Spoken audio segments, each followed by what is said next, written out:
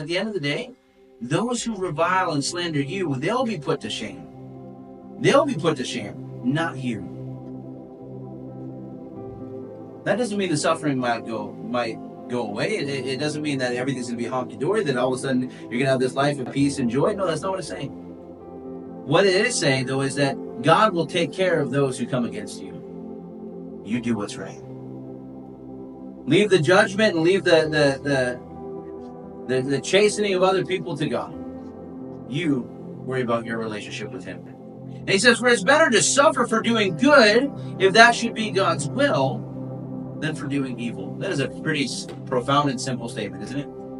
It is better to suffer for doing what is good than for doing what is evil.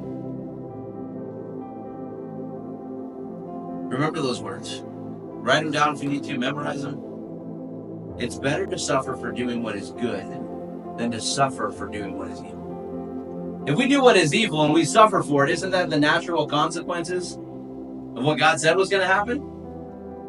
For example, if you steal from your work, you lose your job. Are you suffering? Yeah, but you're not suffering because you did good. You're suffering because you did evil. You did what was wrong. And Peter reminds us, it is better to suffer for doing good. He's saying, don't stop doing what is right just because it might cause suffering in your life. Rather, look at suffering the way that God does.